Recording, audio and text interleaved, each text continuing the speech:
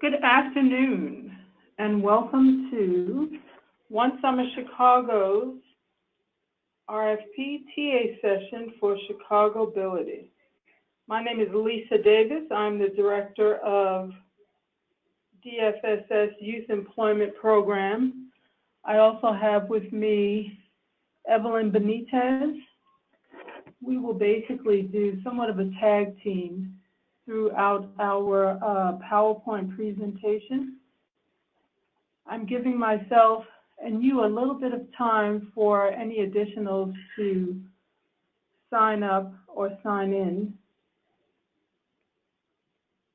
to our session.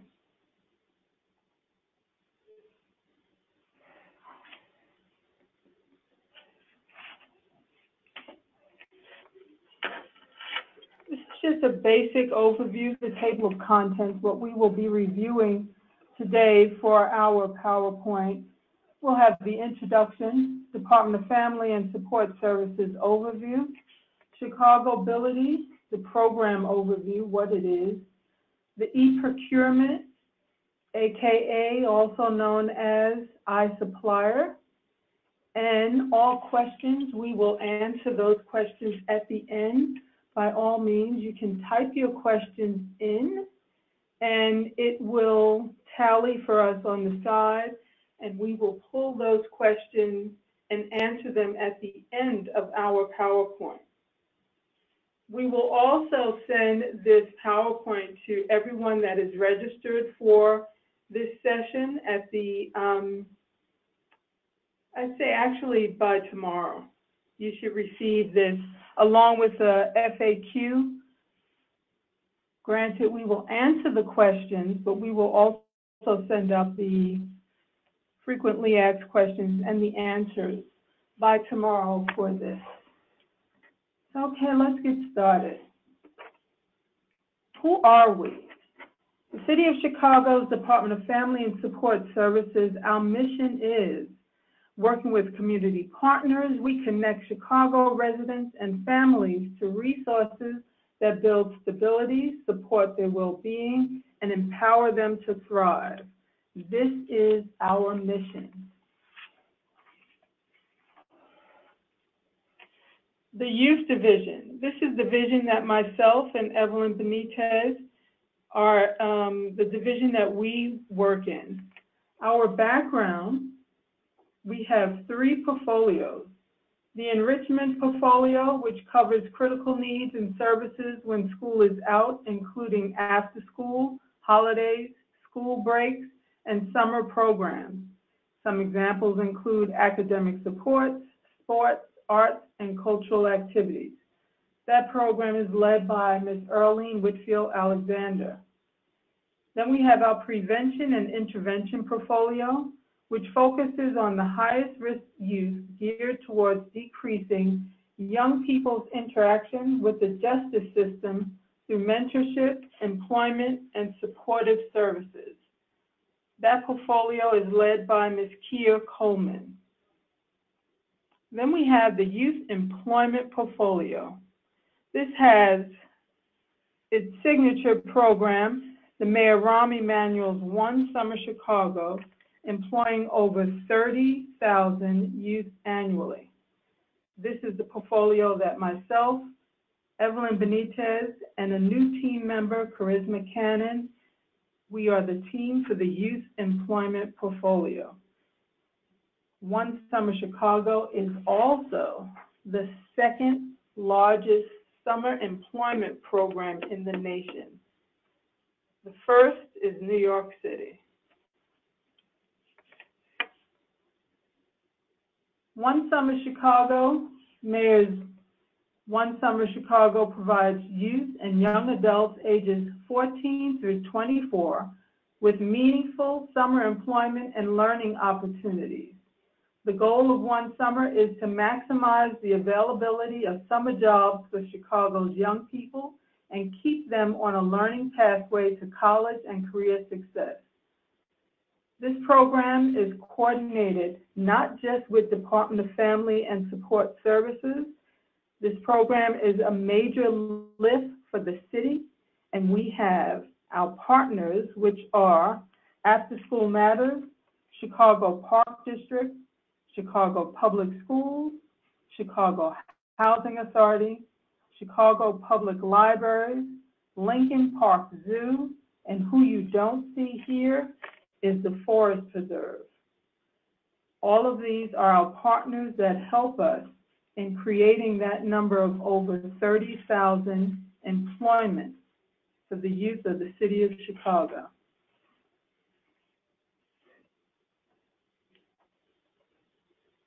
Who is eligible? What agencies, organizations are eligible to complete the RFP and be awarded? The RFP is open to nonprofit, faith-based, private, and public organizations. You need to leverage a minimum of 10% in-kind match. You must be in good standing with all existing contracts with the City of Chicago.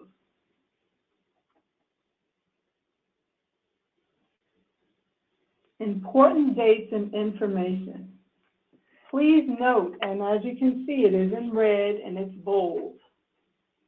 This contract or this RFP is due March 27th. I hesitate here because please do not complete or do not start your proposal on March 26th. I do not recommend that at all, because if something goes wrong and you are trying to submit at midnight of March 26th and you can't contact anybody because no one is working or is available, and for whatever reason you are unable to submit your proposal that you completed by March 27th, that is going to be a concern. So please try to submit your paperwork as soon as possible. In addition to that, please be mindful that we are utilizing a new system this year. E-procurement is a new system. Normally, we used to go through Cybergrant. What I do recommend is, as you are completing your application, you should always save it on your computer as much as possible, copy it, print it, and repeat. As you go on, save it, copy, print, and repeat. The worst thing is to put all of that work and effort into it and something happens, either you hit a back button you shouldn't have hit, and then it disappears. So it's just my personal suggestion. Print, copy, save, and repeat. So back to the PowerPoint. So proposals are due March 27th through the e-procurement system, which is web-based. There's absolutely, positively no paper applications that will be accepted. The terms of this contract are May 1st, 2018 until December 31st, 2020. Programs start July 2nd and will end August 10th. It is a 6-week program this year. Previous years, or at least in 2017, it was 7 weeks. This year, it is 6 weeks. Your budget for 2018, this program, is from May 1st through September 30th, 2018. The program that you are submitting for with the city is reimbursement only. In the past, we have had funds that were private funds. So when we had private funds, we had the ability to do advances through the private funds. This year, we do not have that ability. All of the funds we will be utilizing for this program are corporate city funds, which means there are no advances, reimbursement only. We do have an administrative cap, and that administrative cap is 15%.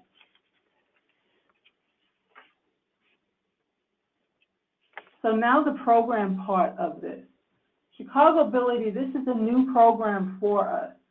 Some of you that might have been with us before, maybe back in 2011, 2010, 2009. This might look similar to what we used to call mini grants. It is similar, but it has its own name. So Chicagobility, it is a new program model for 2018.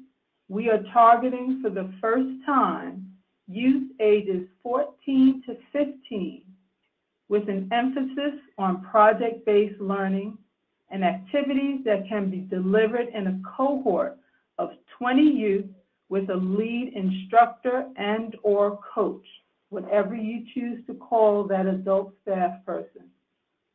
The program is developed as a foundational track into career exploration, self-discovery, and self-awareness, which allows youth to develop their 21st century skills for employment.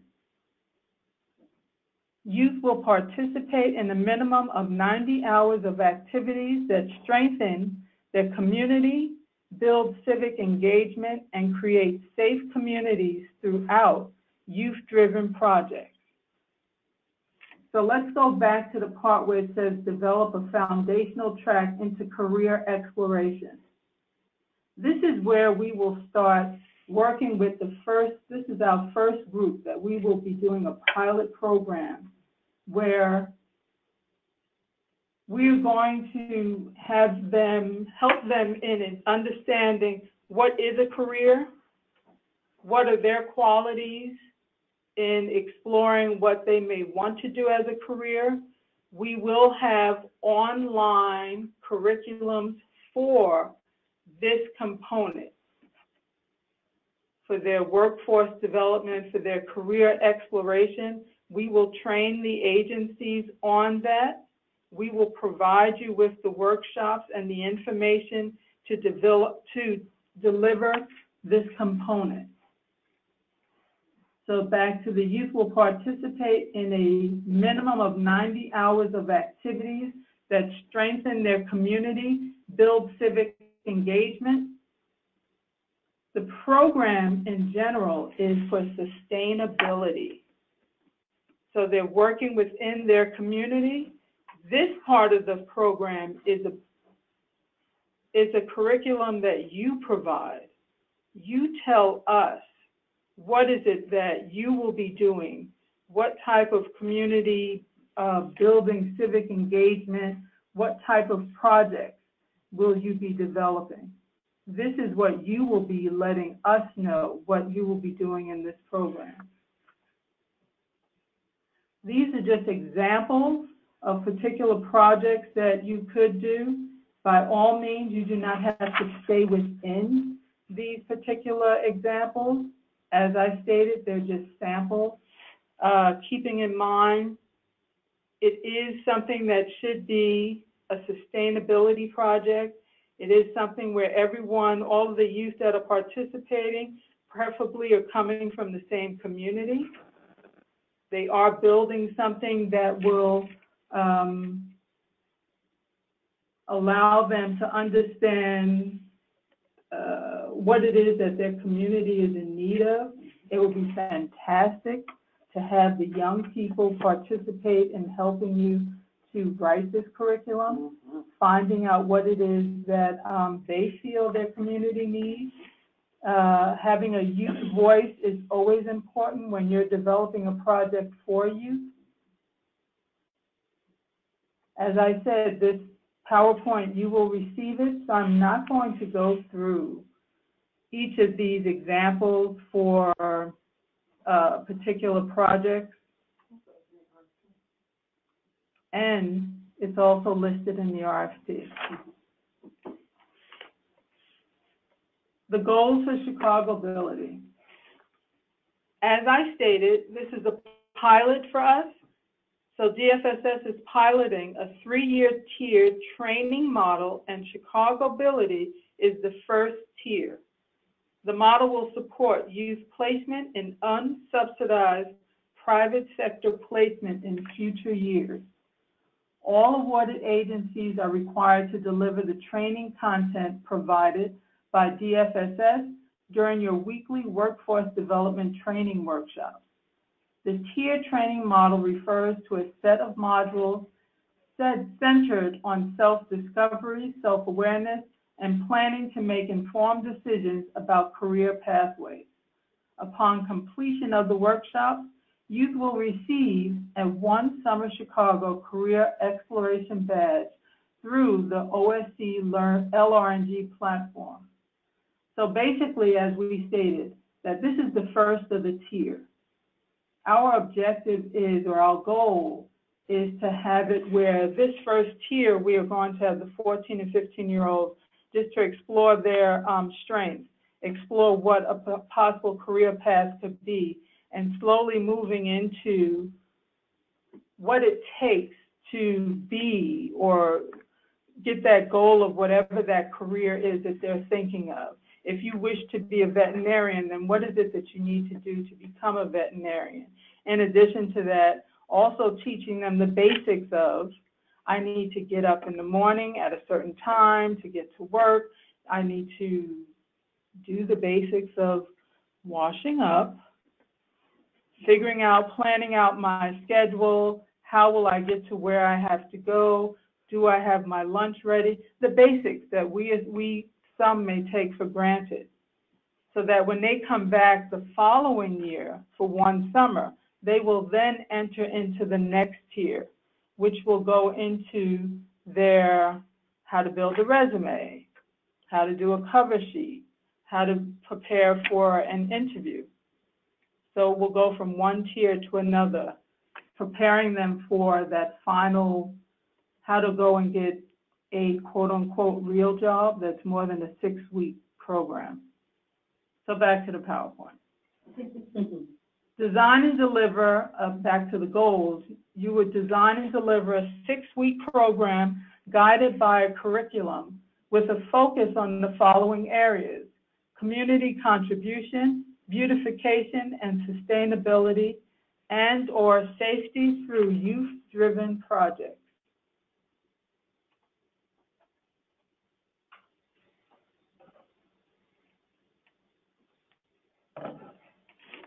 Chicagobility program design. The program will begin July 2nd and go through August 10th. The youth will participate in a minimum of 120 hours of combined soft skills development, 1-day orientation, and positive work experience for 6 weeks. This is the only program that we have, DFSS has, where they are paid a stipend.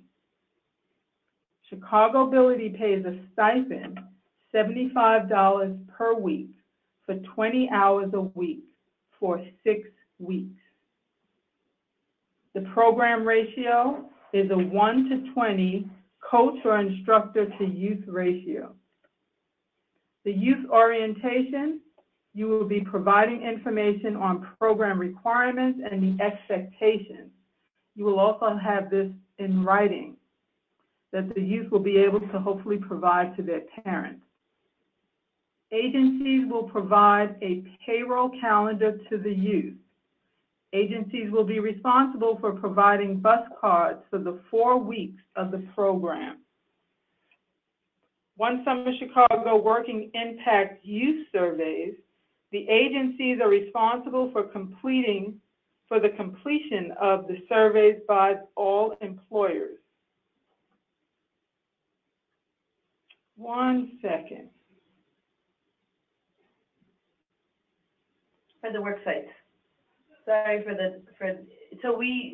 so the One Summer Chicago Working Impact Surveys are conducted by all of our youth in the program, and in this case, when we say employers, we're referring to the agencies that are doing the project. It's them assessing them. So that's Evelyn. I told you we'll be tag teaming. Sorry about the clarification, guys. And in terms of those surveys, DFSS will train you on how to administer the tool. Any tool that we mandate that you do, that we will provide to you, we will provide you the training for those tools. The key functions of Chicagobility. Under this program model, agencies will be responsible for 4 key functions. You're responsible for recruiting and supporting the youth, delivering the One Summer Chicago online training, which are the workforce and financial literacy. You're responsible for hiring qualified staff, which includes the lead instructor or coach to deliver your innovative program model.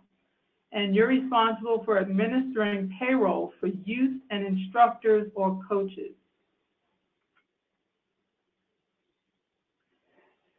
Recruit and support youth. The youth that you're recruiting, they're the ages 14 and 15. They must reside in the city of Chicago. First and foremost, everyone has to have a completed application, a One Summer Chicago application. Without that, there's nothing, they can't be a part of the program. DFSS, we will randomly select 20% of the youth for each of the agencies. And the remaining 80%, that's up to you to identify. We will provide your agencies with youth that are located in close proximity to your agency or wherever you're having your program. Agency will develop and engage youth in a community contribution, beautification, sustainability, or safety project. The agency will provide an orientation for youth and their parents. Or guardians. Or guardians. Agency will utilize DFSS Data Management System, also known as CitySpan. The program eligibility. The youth must have proof of Chicago residency, whether it be a state ID or the CPS ID. As I stated, a completed online One Summer Chicago application and a program consent signed by their parent or guardian.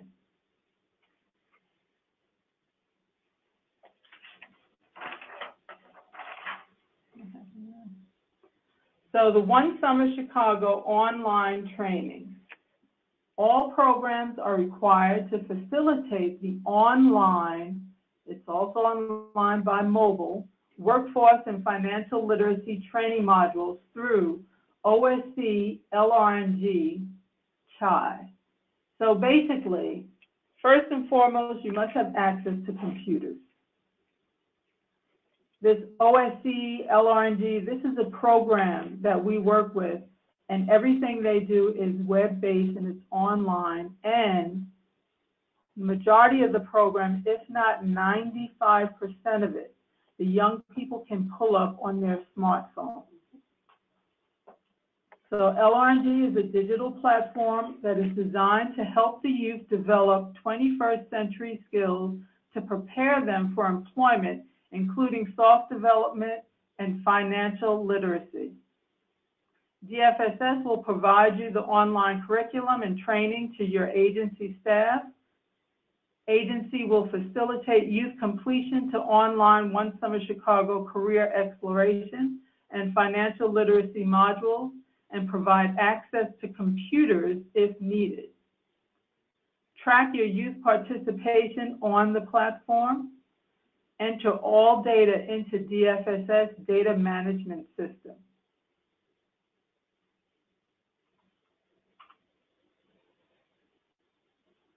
Hiring your coaches or instructors.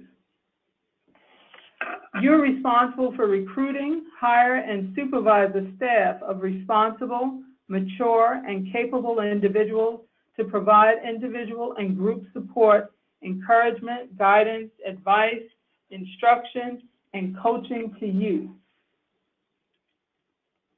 Being mindful, some people may think this is a given, but being mindful that whoever this is, it has to be someone that really enjoys working with young people, especially our tweens, this 14 and 15-year-old group. They will be the person that is spending the most time. They will be with the group for the entire time that they are working on this program. The youth to coach ratio is 20-1. Now, mind you, if you're an agency that is doing Chicagobility and you are also doing SYEP, you can take your young person from SYEP, which goes up to 24 years of age.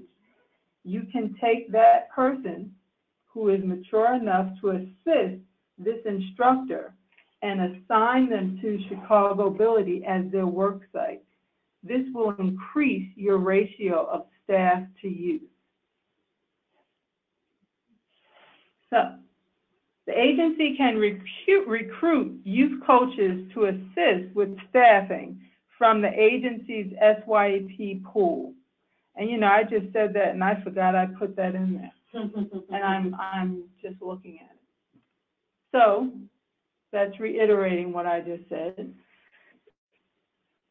The key activities of the respondent: hire program staff to lead, direct, and supervise the program.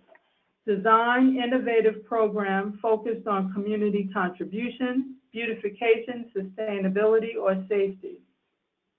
Ensure direct service staff and instructor are properly trained and they meet the background check requirements.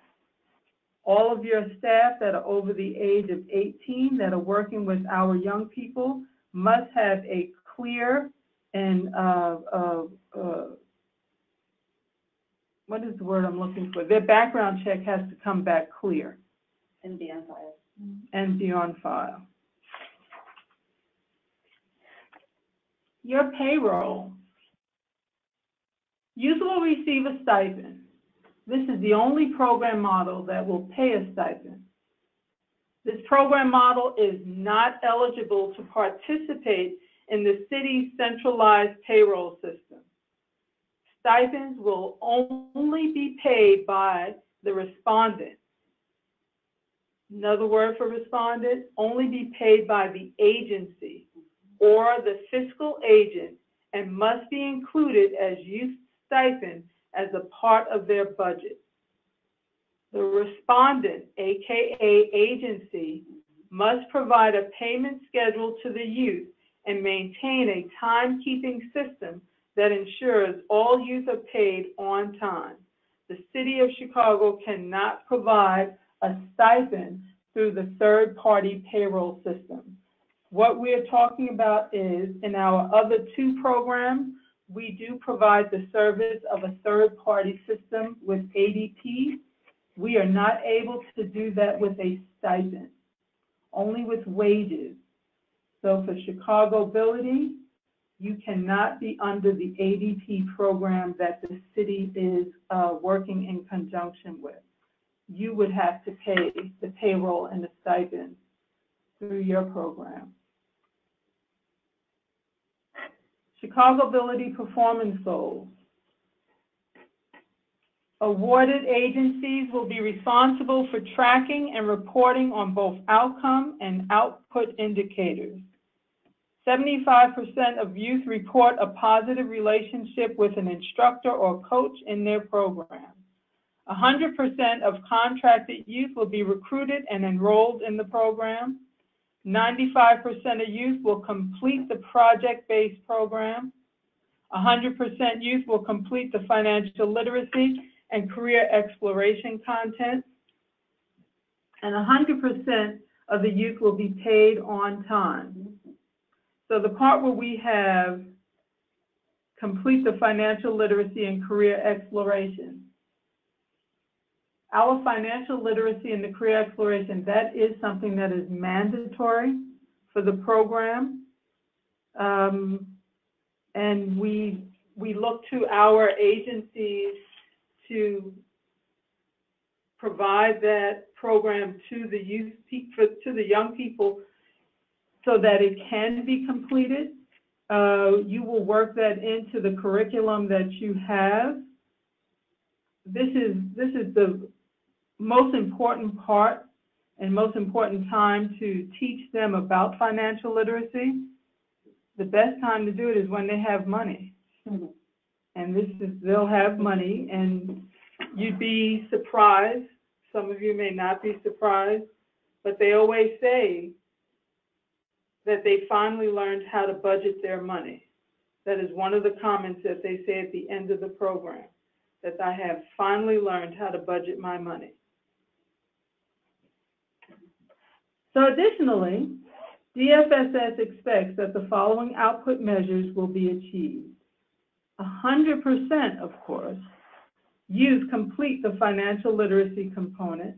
We look for 100% youth to complete the workforce development. Which is the same as career exploration. Yes. And then 80% youth will sign up for direct deposit. That was in the RFP, and so we have to apologize for that error because they're being paid stipends. There shouldn't be direct deposit for stipends.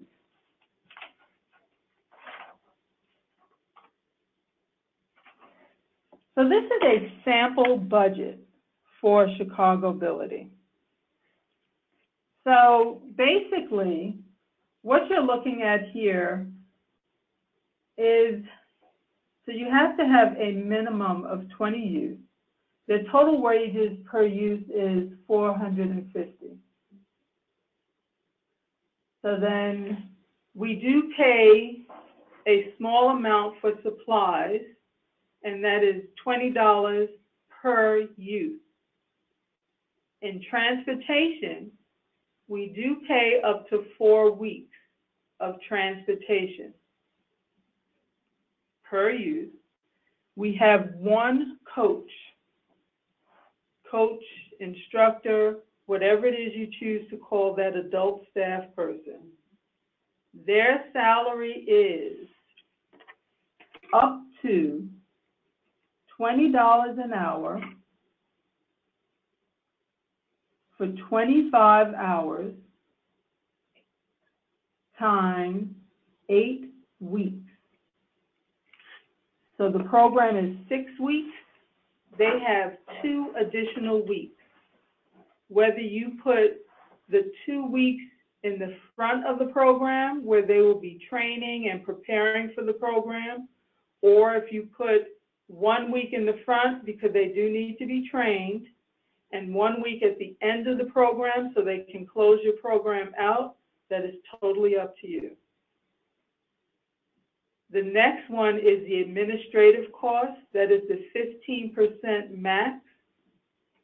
Your administrative cost, that can either go to pay for your rent, your finance person, if you choose to have additional supplies, it's your finance, it's your 15%.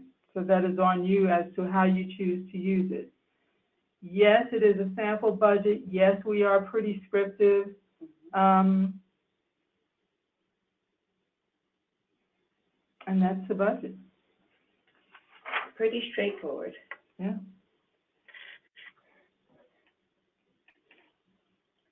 And just to show you some of the general contracting requirements, so you saw this in the RFP, but we want to make note of the general contracting requirements. As you're working with your team, as you're working with maybe some of the young people that are in your programs at your organization, and you're talking about what cool project you want to do this summer, on the administrative side, this is the time to start gathering the important documents. So for instance, your articles of incorporation, make sure you submit a copy in the e-procurement, aka the iSupplier system, because these are this document or documents are needed for the contract. The insurance, and I'll get into it a little bit more on the next 2 slides, but it's basically the liability insurance that you need as an organization to do business with the city of Chicago. A copy of your SAM registration status. So we don't want to see that it's pending. We want to make sure that it has gone through. Your letter of good standing from the state of Illinois, current, I don't want to see 1982. I don't want to see 2002. I have seen these documents over the years, and it's always interesting when we ask for current letters of good standing that people will give it to us from 10, 20 years ago. Make sure you have your list of board of directors on your agency letterhead. A very important fact to pay attention to is your audited financial statements. So as you know, any contract with the city of Chicago, specifically with DFSS, we are reimbursement based. So we need to ensure that you have the cash flow in your organization to flow. In this case, it's youth stipends and the wages for the coaches. So we need to make sure that you are getting your finances audited on a yearly basis. I know there is a question in the RFP that says, you know, do you do it once a year or twice a year? And that's fine, but really we want to see the most up-to-date audited financial statements.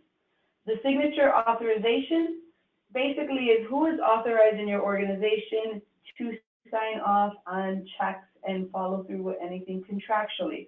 For instance, your executive director, your board chair, your CFO, your COO. Make sure these folks are listed in the contract and e-procurement. And then lastly, the cost allocation plan. Now, the only time we really ask for this, some of our larger organizations do receive a federal indirect rate from the federal government. If you are one of those agencies, such as a YMCA, for instance, that letter needs to be included as well as a cost allocation plan in e-procurement. If you are contracted with the city of Chicago and still plan to use that, and let's say you don't submit it at the time of proposal, you will be required to demonstrate that at the time of roundtable. A little more specifics about the liability insurance of workman's comp.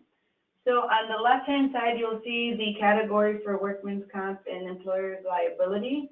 This is more, not necessarily for your youth because they are paid stipends, but if you have any staff that is on the budget that's working on the program, some of our smaller agencies, you look at the state rules, you look at Illinois' rule.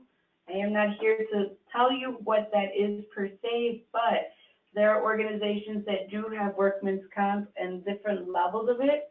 Just make sure that you are following that to the law and making sure that you are covering everything that you need to cover your staff. I think more importantly for Chicagobility, what we're looking at is the second one, which is the commercial general liability. And that's just to cover bodily injury, personal injury, and property damage. So anyone who's ever done business with the city of Chicago, specifically with DFSS, that is one of the documents that always needs to be up to date. So for instance, if your liability insurance is going to expire this month or next month, make sure you are on the phone with your company, with your insurance company, and updating your general liability, because that is an important contract document that is a part of your contract packet. The third one is the automobile liability. If you happen to transport young people in your delegate agency's vehicles, of course you have to have auto liability insurance. And then lastly, professional liability. So if you have any specialty consultants that are doing workshops, they should have their professional liability. But what we're really looking for is the general liability insurance. And then just to show you the limits, so with the workman's comp and the employers, not less than 100,000, but again, that's more towards your agency staff. The commercial general liability insurance, what the city is looking for is not less than 500,000 per occurrence for bodily injury, personal injury, and property damage liability. So again, as you're working with your insurance provider, the city of Chicago should be listed on the insurance, and this is kind of the language that goes in there. The automobile liability, if you are transporting young people, again, should be not less than 300,000 per occurrence for bodily injury and property damage. And then lastly, if there are any specialty professional consultants that do have professional liability, it shouldn't be less than $500,000. Now, for the more specific questions about insurance, when you are awarded with the city, you can ask those questions to our contract unit. So we just wanted to make a note because it is one of the things that holds up the contract. A lot of the times at the department, we can have all the paperwork in order, but the one thing that's missing is the liability insurance, or it is not up to date. Now, we were just joined by Julia Talbert, so you have all three of us here. And Julia Talbert could also address any questions that we may have at the end regarding the e-procurement and the iSupplier. So at this part of the PowerPoint, we're going to go on with the iSupplier e-procurement. So then I will continue. So it's Evelyn again. And so at this point, if you saw the RFP, it could be two things. One, somebody shared it with you, but two, ideally you became a vendor with the city of Chicago. So I hope and pray that you became a vendor with the city of Chicago. In order to even apply through, to apply for One Summer Chicago, you have to be a vendor. Office of Budget Management, it's on the actual application, how to become a vendor. Make sure you become a vendor. So that's first and foremost. And it's in the RFP. So secondly, so now assuming that you are a vendor, you would have received an email with a username and password. And so what you're looking at right now is the login page for the e-procurement / iSupplier system. I will use those names interchangeably because they are the same system. One thing, if you aren't, and you have not been, you don't have an account in iSupplier or the e-procurement system, do not leave this to the last minute. This will take you, plan on it taking you like a week to get the password, to get the account set up. So it's not going to be like if you're like, oh, I don't need to do this and I want to apply, I'm going to just do it last minute. I know time gets away from you. I know that this is a particularly short turnaround time. So you need to really put that application in now, because our turnaround time is usually 3 or 4 days, but it can be longer, and it could be shorter, but it also could be longer, and I don't want you to be caught unaware. Thank you for that, Julia. And so just to give you an idea, so if you already have your username and password, basically this is the iSupplier home page. And what you're looking at here, and I'm going to use my cursor, so the idea is that you would create an invoice, right? So again, this is a general system that the entire city is using. So I know some folks are like, well, what do you mean an invoice? Well, this is what it's an invoicing system. We are using it for proposals. And so what you'll see is that it says invoice creation, contracts, view payments, and create vouchers. So we're not even there yet. The important thing for us is getting you to respond to the RFP. So you'll notice there's the main menu. You'll see the City of Chicago iSupplier portal, and then you'll see the City of Chicago online bidding. And this is actually where you want to be. And then you'll notice on the right-hand side that there is a work list. So it's basically the flow of the draft, any online messaging or any kind of notification would actually appear in this section. And so once you select an RFP, so I didn't put the One Summer Chicago one, so we're using one that is just an example. Here is the negotiations, and then you see the active solicitations. Then you actually put in the number, and then the title of the RFP would appear. Right. I don't know if, I haven't been able to test this particular part of the system correct myself, but if you don't have the number and you just hit go, you might get a list of all of the procurement, the RFPs that are open. So if you don't remember the number, but then you go in and you select the number that you want, as with the cyber grant system, if you're familiar with that, the general rule of thumb is anything that's in blue is something that you can open that goes to something else. So when you see on the screen that number 57 is in blue, you can click on that, and that's how you're going to get to the actual RFP and the application and the attachments and all the other stuff. Beautiful. And then just to show you an idea, so then here you have the headers, but really the goal here is to create a quote, which then opens up the RFP. Am I saying that correctly? Creating a quote would open up your application. When you go to the lines section, in the RFP, the lines is going to be where you put in budget lines. Although the budget lines that are set up by this system are summative, so it will just have the basic line, and then you put like the whole thing. We have attachments with the standard DFSS budget form where we want you to be a little bit more drill down into exactly who you're hiring for personnel as opposed to just one lump sum, which is what the lines are going to be.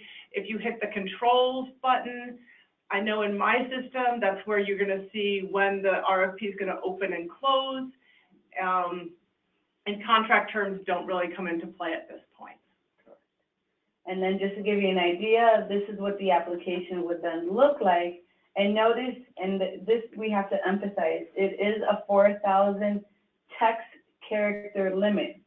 That includes space, that includes punctuation, that includes everything under the sun. So you have to make sure that as you are typing into the application, that one, and this is just a couple of suggestions, as you're filling out the questions, you're constantly hitting save draft. I would print, and Lisa had a great line earlier. It was print, copy, repeat. No, what was your line, Lisa? Print, copy, save. Print, copy, save, Repeat. repeat. And so, as we mentioned, this is a new system to us. And so, again, and don't wait until March 26th to apply. Don't even wait till March 27th to apply. I mean, the sooner you complete this application, the better. But just make sure that as you are working on this, I mean, if you happen to work on it in a Word document, fantastic, save it, you can copy, but just be mindful that it is a 4,000 text character limit. And so basically for the one summer, the questions here, like, I mean, now it's asking like contact, so that's basically the organization. But when you scroll further down, it will ask about, ward, address, and then it gets into the content of the actual RFP, the application. And this is what Julia was referring to earlier in terms of budget. I mean, this is part of what you see, but there is a question that allows you to put budget details, right? So we want to know what you're thinking. For the most part, our program, in comparison to other RFPs in the department, we're pretty prescribed. I mean, you saw the sample budget for Chicagobility. I mean, that is pretty much the breakdown. Well, basically what we're looking for is the number of youth you plan to serve, which again, we know it's at least a minimum of 20. And if you decide to do 40 or 100 or 200, just make sure you're listing out the youth, transportation, and the coaches. So that's just to give you an idea. And then there's the electronic signature. And so once you've completed your RFP, then you get this by submitting a bid. Make sure that you are checking the box. Make sure you are putting your name and your title, and then that you are validating it. And I think this is a section that if there's any errors, the system would tell you that there's errors. So then you would go back and complete any additional questions, or if you missed a box or something. And then just to show you the addendums and notifications, if there are any changes, if you're making any, now this I'm going to look to Julia, if agencies already submit, can they go back and make changes, or this is before they submit? This piece here. This is if we put an addendum out, which would be, we found an error. So for instance, in OSC Plus, we found an error. We needed to reload the RFP. that means that when you go through, when anybody who's applying to OIC Plus goes through, they were going to have to acknowledge that they saw the amendment. Yeah. So this doesn't really have anything to do with When you're your finishing. stuff. It has Right. to do with this. Generally speaking, my feeling is that once you press send on this, you are not getting it back. Correct. So do not press send on this until you are 100% certain. If for some reason you press send on this and you realize later that you have made some horrible, horrible mistake, email myself or Lisa or Evelyn with that mistake and we'll see what we can do, or your other suggestion, the other opportunity that you would have is to just completely recreate the application that you submitted with the correct information and tell us to delete that other one was submitted incorrectly, that you've made your corrections. But this is not a system, this is not a very forgiving or flexible system, so do not hit send until you really mean to hit send. Thank you for that. And then just some helpful tips and reminders. So administration of organizational information, maintain updated and accurate information. So anytime you contract with the city, if your organization is moving, assuming by the time you're doing this RFP, you shouldn't be going anywhere, but if you happen to move, please make sure to let us know because this information is how we track our agencies. Copies of actual contract documents and payments, supporting documentation maintained in e-procurement, only available for items processed through e-procurement. So the city, and this, as I mentioned earlier, the entire city has moved into this system to do our contractual management. We also do our vouchering here, but once you become a delegate with us, you'll go through a separate training for that. But this is just making sure that all your documentation is in the system. Avoid clicking the back and forth browser buttons. So I actually discovered that when we were working on the RFP, it kept timing out. So just make sure that you're hitting back, like in terms of in the actual e-procurement system and not just hitting the arrows, because then, you time out, and if you're doing a lot of work and you didn't save it, you just don't want to lose your work. So just be mindful of how you're maneuvering through the system. Updating agency information and user access. Remember to enter email address before granting access to organizational users. Assign proper responsibility. So whoever is doing the application in your organization, make sure that those folks are registered. You have the email addresses of the folks that need to submit the RFP on your behalf. So I have a few other things about working in the e-procurement system. First of all is give yourself time. Yes. Give yourself a lot of time. The second is that everybody who's working in this system on your end, but also on the city end, is new, which means that when you call with a problem, we may or may not know the solution. We might have to go and find the solution for you. It's not like cyber grants where it was 3 years in, we pretty much knew everything that there was to know.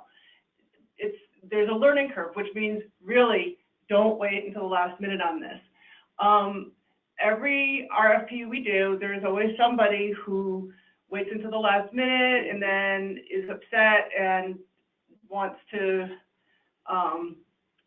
why can't they accept, why can't we accept a paper application? Why can't we accept their late application? In this system, we cannot accept a paper application because if you're not in as an applicant, we are not going to be able to give you a contract, and there's really no way to get you into that system without you going through the RFP process.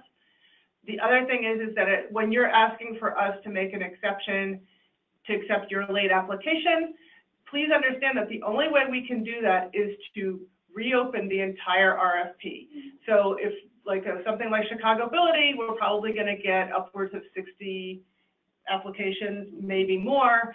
When you're asking for us to accept your late application, that means we're going to take everybody who got their application in on time, tell them that to disregard that application, that they're going to have to do a new one and reopen the RFP for you. So you can see what our reticence is on that, to do that. Other than that, all I would also say, this system it doesn't have a lot of glitches that I've found, but it isn't necessarily the most forgiving or easy to understand system. So just give yourself a lot of time. We can see when you started your application. We can see who's working on their application. So generally speaking, if you run out of time, like we can pretty much see when you started that application. We can see if you started it 24 hours before the thing was due. We can see if you started it 2 weeks before the thing is due. So I can only suggest that you start these things early so that you get them in on time, because not getting them in on time, there's really not a lot, aside from kicking everybody's application out, reposting the whole thing. It's going to be very, very difficult, if not impossible, for us to get you in there. No matter how good a program you are, no matter how much you didn't mean to miss the deadline for all of our RFPs is 12 noon. The system does get jammed up. I would suggest that you start trying to hit that submit button by 10 o'clock at the latest, just to give yourself the time, or even better yet, the day before. Or even sooner. Or, even sooner. We love to see people submit their things sooner. I think that's pretty much, if you're having problems, email me, give me a call, give Lisa a call, or email Lisa, or email Evelyn. There's Graylin at OBM. There's a number of people who can help you. But you're going to have to give us some time. So the quicker that you can get started and run into those problems, the more time we have to get back to you quickly. But also, if there's something that's really quite confusing to all of us, that we have the time to actually give you a solution in a manner that allows you to make the submission deadline. Absolutely. And so I purposely skipped the other slide because it emphasized the saving and just, again, following through with the process on e-procurement. But we'll take a moment here so that you can screenshot, nip it, save it for the actual technical, and the keyword is technical, like I'm having an issue with the system, it's not allowing me to save. Sure, you could reach out to Julia or any of us, but the folks that manage the program, the actual system, is OBM. Right.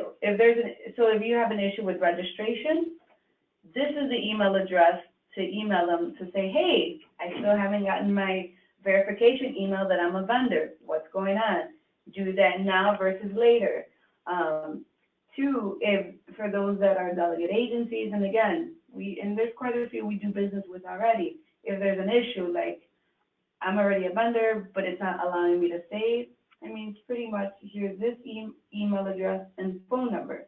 And then lastly, if you're a visual person and you want additional training documents, there are a series of trainings that OBM has put together. We will send that out in the email with the FAQ and the PowerPoint. Right. We just got it this week. And this all is in the RFP. All of this information is in the RFP. All of it. So so the email, I would say in terms of the hotline, if you're having a technical problem with the e-procurement system, you're not saving something, something's disappeared, you can always call me, but the person who has more experience with the system is going to be Graylin McLaren, who's at the end of that phone number and at the end of that email address, and he actually has the controls to solve some of those problems a little bit better than I do. So I would say if you're having something minor, call me. If it's something that you just don't, if you're confused about how to manage something, call me. If you're having something where you're getting kicked out of the system, or something's not being saved, or there seems to be something fundamentally wrong with how your account is behaving, call OBM. And then at the very end of this presentation, there is a slide with Julia's information, Lisa Davis's information, and mine. So in preparation for the next slide, these are additional useful links from the city in terms of vendor search registration, other funding opportunities. And now we are ready for questions. And I see some already.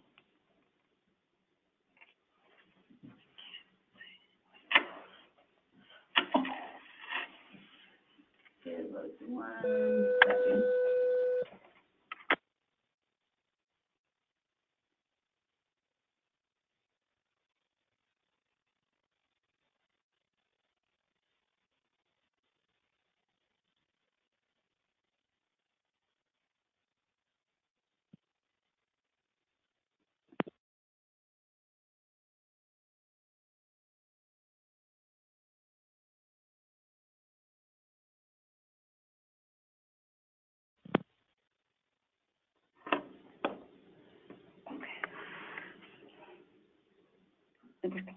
Okay, so here we are with questions. The first question we have, is there any way to operate the program in June/July? Staff members are out in August. The program is from July 2nd to August 10th. That's the program. The RFP indicates answers are 4,000 characters. The PDF application has boxes, whoa, 1 second. The PDF application has boxes that are smaller than that amount. Do these boxes expand? There is no PDF application for the narrative questions. You enter your answers in online. It's not a PDF. There is a PDF, which is the RFP document narrative, but it's no application questions. So that all of your application is going to be entered directly into the e-procurement system. Those boxes are kind of tiny, and yeah, they look small, but they will hold 4,000 characters. I would suggest that you write your 4,000 character answer in Word, make sure that it's the right number, and then just paste it in there. Because like with cyber grants, you probably aren't going to be able to see the whole answer in that box.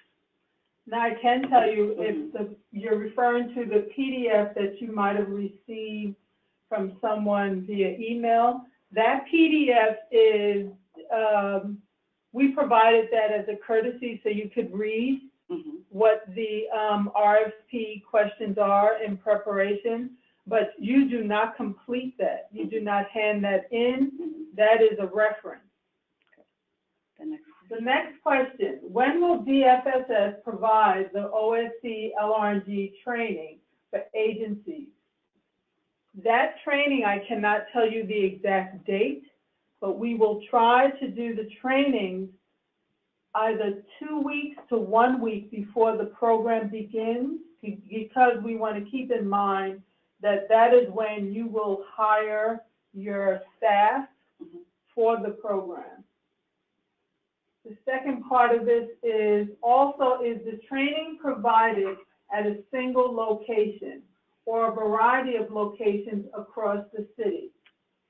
The trainings are not provided at one location. We do try to take into account the location. We try to have it with parking, easy access, and some of the trainings we need computers, so we are at a location that has computers. Yeah, we try to do southwest and north when possible.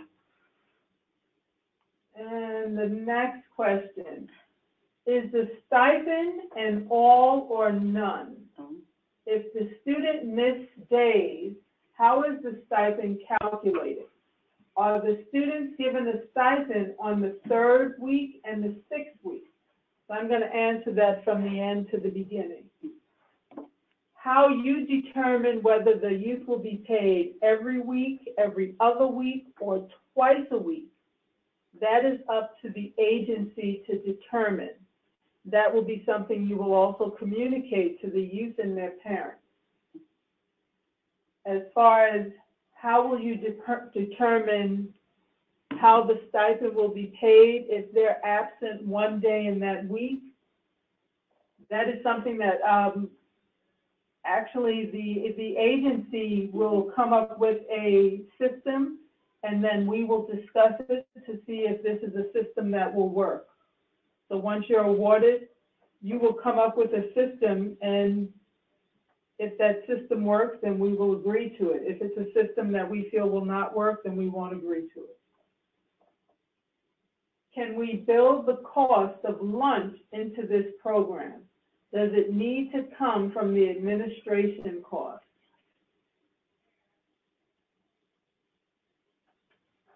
You know what we're currently still working with the budget, which is why the budget in terms of the lunch portion. So right now we are trying to build in the cost of lunch. I did not include that, I don't believe, in what you saw because it's not solidified, but we are trying to include the cost of lunch because this group will be working together all. They're cohorted. Right. So if it turns out that we do work it in, it will not be for more than $4 a day. But if not, then it would come out of their administrative cost. Yeah. Next question, do we get a link to apply for One Summer Chicago? So if you're saying a link to apply for the application, that will go out March 21st, and the application will be onesummerchicago.org. For the young people. Right. Let's clarify. For the youth, they apply March 21st. Now, if you're asking about the RFP. Where you have, do we go to e-procurement and search up One Summer Chicago to apply? Yes. Yeah. Julia? Yes, you do. You go to e-procurement, you look for, I believe, online bids as opposed to paper bids, and it should be there. You can also go to the DFSS website, and I believe there should be a link to it. When we go to these questions, I wouldn't mind showing at least the city's link so that it's an easy look. Okay. Yeah. Next question, can you apply for 40 teams in the program, or is it capped at 20? Fantastic question. It is not capped at 20. I would prefer you apply for, in groups of 20, you could go up to 100. So yes, you can apply for 40. If you have two separate programs, or if you have the same program that 40 youth are doing it, that's perfect. The minimum is 20. Next question, of the 120 hours of the 6-week program, how many hours would you recommend we set aside for completing the online career exploration and financial literacy curriculum? I believe we did, if you did 90 hours of your curriculum for your program, then the remaining hours are for the workforce and financial literacy. So it's about 30 hours. So if you break that down. So it's about 5 hours a week. There you go. That you're putting aside for your workforce and financial literacy. And 15 hours towards your project, whatever it is that you're working on. Next question. The RFP indicates that organizations can submit 3 proposals. Is that intended to mean 1 proposal per program model? Or should we submit more than 1 proposal per model? If, for instance, we are serving different populations of young people with the same model? Well, the intention behind that language was mostly to serve people organizations who, like Boys and Girls Club, where there's 20 Boys and Girls Clubs, they have different sites, or applications where, in fact, you might have 3, you might be serving one site, one person, one group of people somewhere, one group of people somewhere else, but you have different sites. You're going to be using different administration. You have a different person doing payroll, different things. In this particular instance, I would say if you can make 1 application, that's probably preferable, correct? Well, I was just going to say, but when I look at the can submit 3 proposals, if you're applying for Chicagobility, SYEP, and OSC Plus, those are 3 distinctive applications. Right. Those are all distinct. Like, just because you apply to, you can apply to OSC, you can apply to all 3 of them. They're not connected at all. Right, but they're 3 separate applications. Now, if you're applying for Chicagobility, and let's say you're working with 100 youth, that means 5 cohorts. 1 cohort could be for teen moms, 1 could be for teen dads, 1 can be for justice-involved youth, and then the other 2 can be the same. That's fine. That's 1 application, 1 program model. but it could be 5 different projects, that's okay for Chicagobility. So I hope that clarifies the question for you, Renee. Right. Yeah. I would say, point out that, you know, if you broke up those 5 different models like that Evelyn just talked about, those models would end up kind of competing against each other. No, they're projects. They're 5 distinctive projects within Chicagobility. Right, but also those projects, you know, the more applications you put in, if you had one program that's like all of those different groups in one application, it's one application, it's reviewed by one person, it's scored as a unit. If you broke it up into 5 different tiny applications, that's 5 different people. Oh yeah, we don't want. So you would end up kind of competing against yourself. I wouldn't recommend it. Yeah. Oh no, we're saying the same thing. Thanks God, it's helpful. We will just submit 1 project per program. Awesome, Renee. Next question. I am delegate agency in the e-procurement site.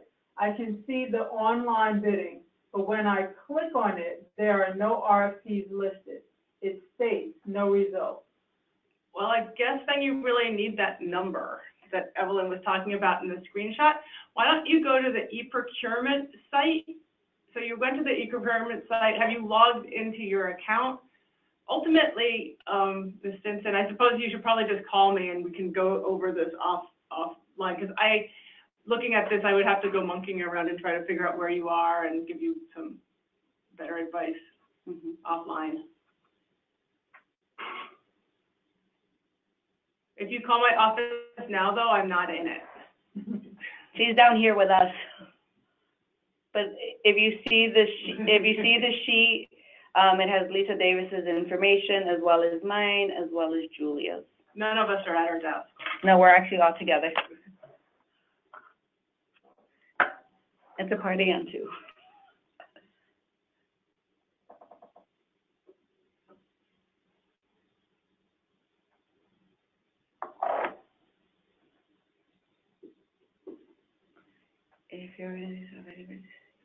If your organization is already registered in e-procurement or iSupplier, how do you get a personal login username?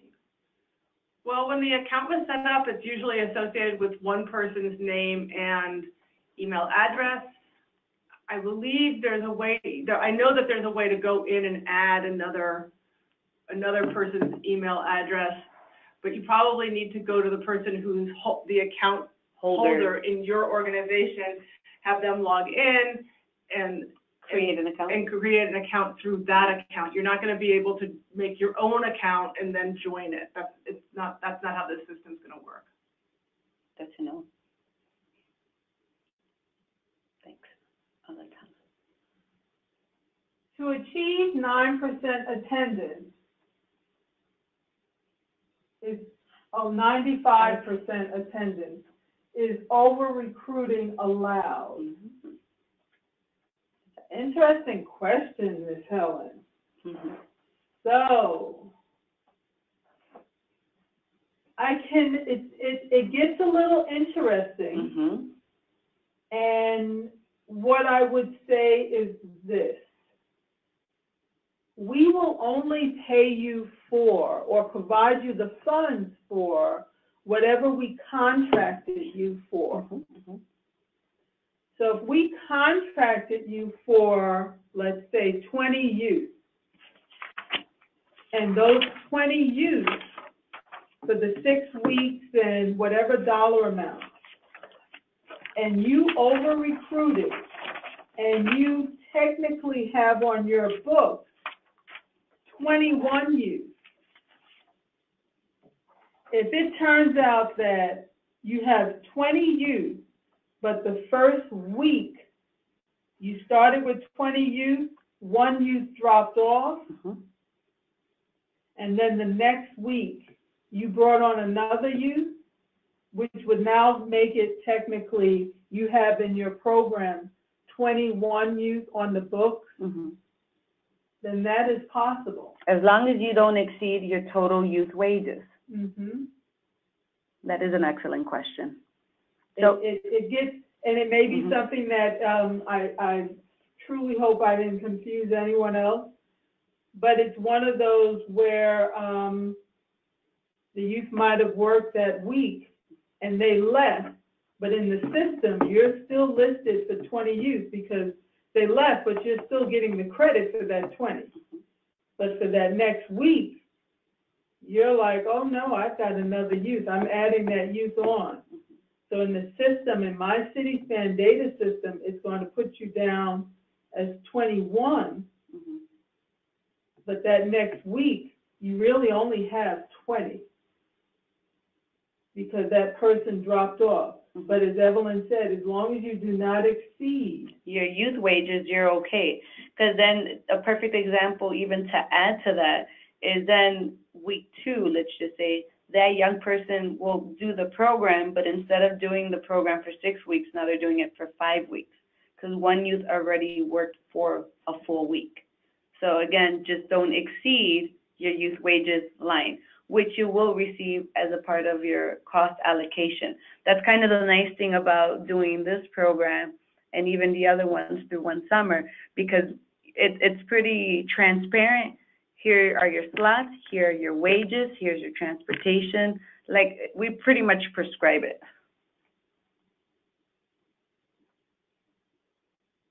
Any additional questions?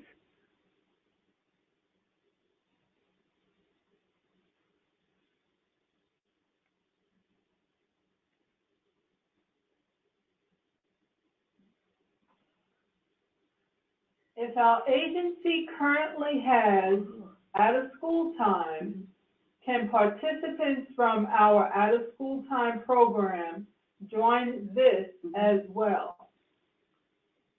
Yes, they can. Do we have access to reduced fare through CTA? That's a very interesting question. We wish, Helen.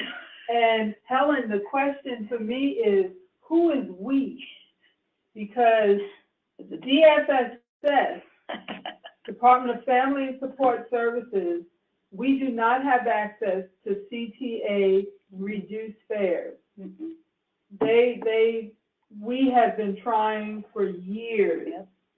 If you have some connection and you have access, you go right ahead. Yeah. But we, unfortunately, Do not. do not. Well,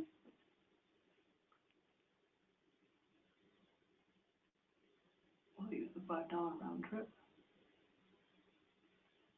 well, the way we have it allocated, we just see your statement of we'll use the $5 round trip.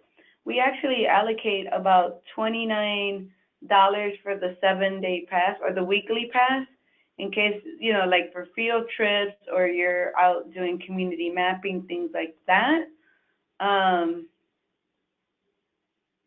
I mean, if it's economical, work out the dollars and cents. We do prorate it, or I'm sorry, we don't prorate it. We give you the allocation on the budget. So the question, can our lead instructor / coach be already employed at our agency? They can be employed, but you need to be mindful on the budget. If you're paying them and we're paying, we can't both pay them For the same hours. for the same hours and the same day, if we can't. You just need to figure out how you would put that on your budget. By all means, they can definitely be a member of your team that's already there. If you're taking a percentage of their time, or just make sure that if you're doing timesheets. So for instance, if it's a part-time staff and they're working this program from 9 to 1 Monday through Friday, that's fine. And then you're paying them from 2 till 7 o'clock or whatever their scheduled time is. Just make sure you're making that distinction.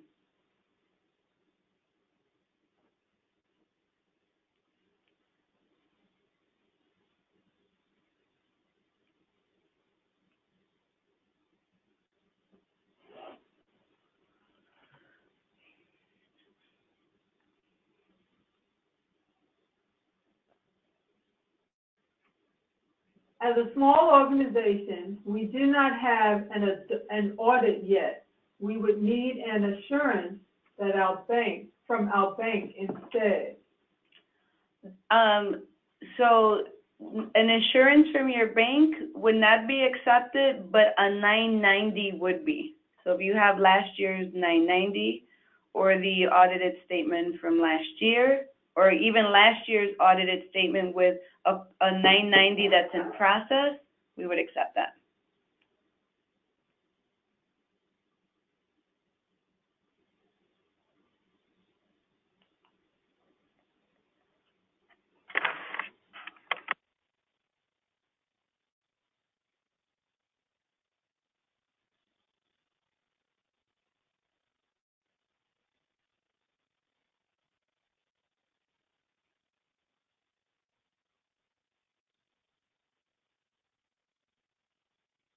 We'll take it. The 990 and postcard, I didn't realize there was a postcard, but the 990 works for me.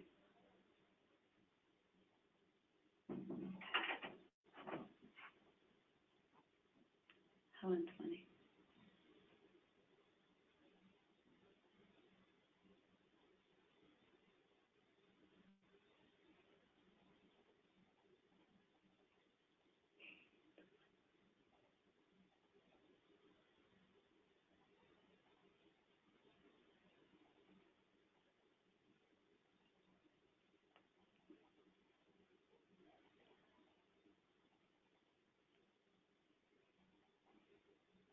Any additional questions?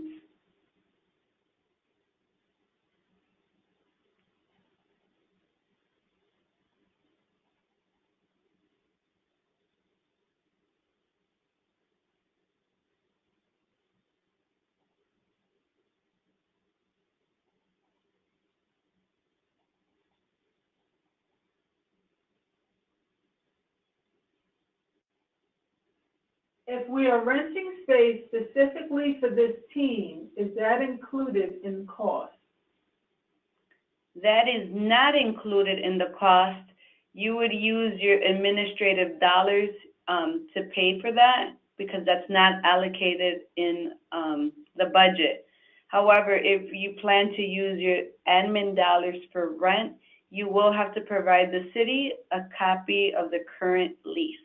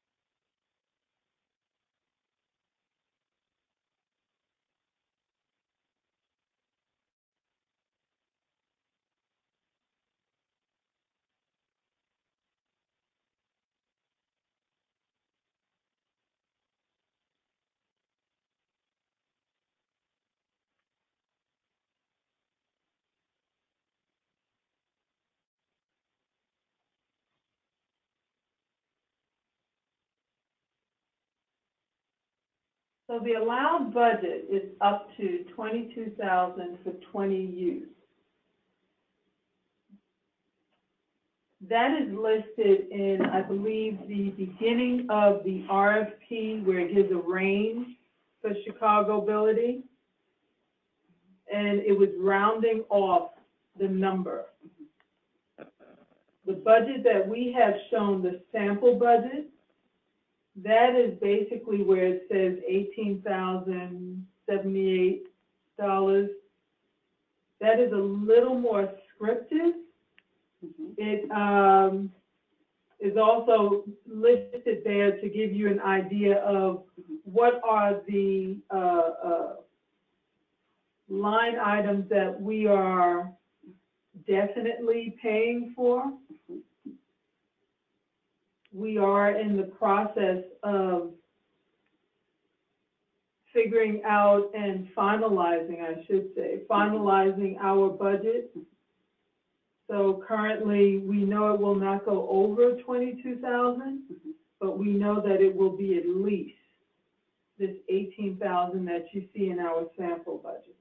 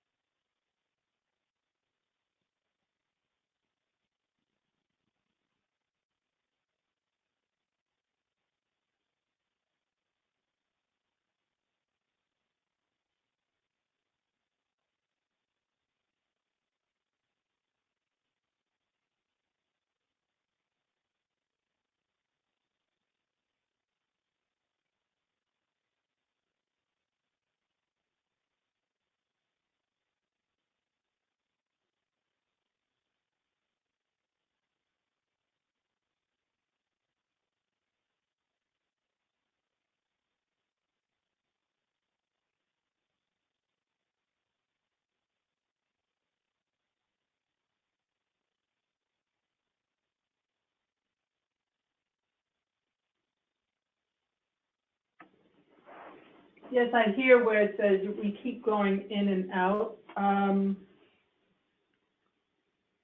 Since the webinar is here until 3 o'clock, right now we are just here to answer any of the questions that we're able to answer that you're typing in.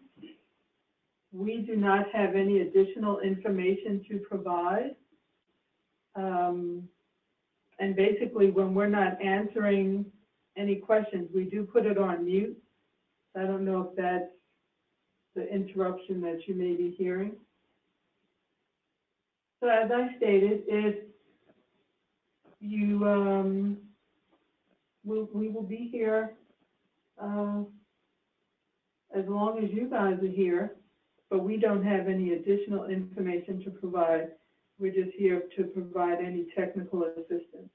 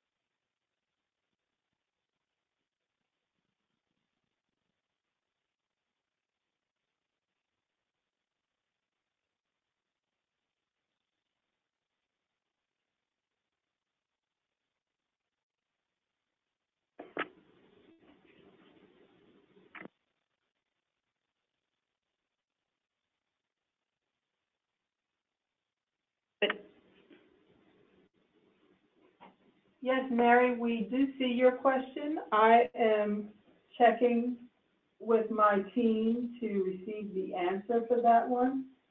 So I'm waiting for that response.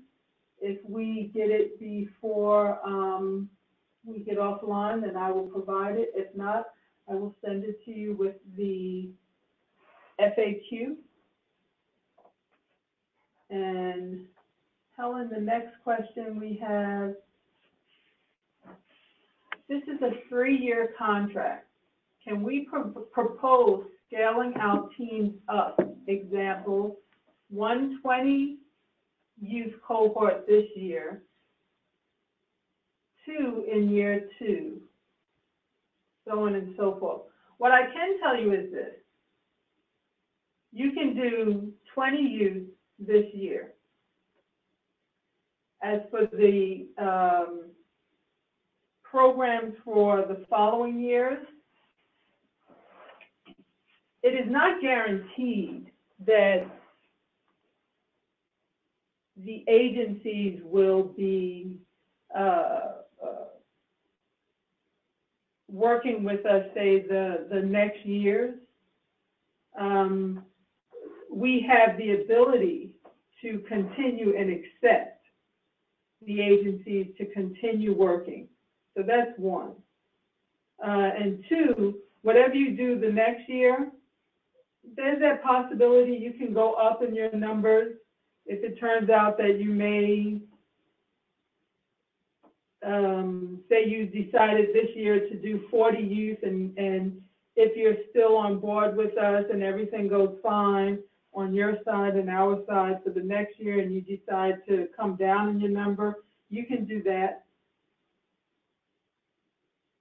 You don't have to stay with, oh no, you started with this number, you have to stay with this number. No, that is not written in stone.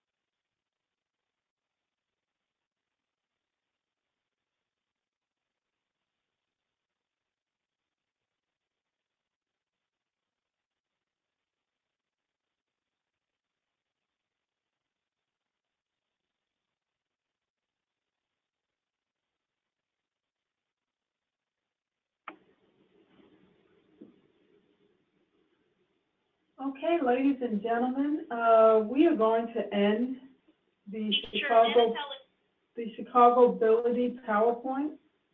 I very much so appreciate you coming to and participating in the webinar.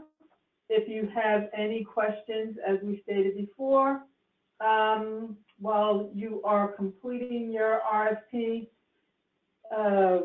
you can always contact myself, Lisa Davis, Evelyn Benitez, and Julia Talbert.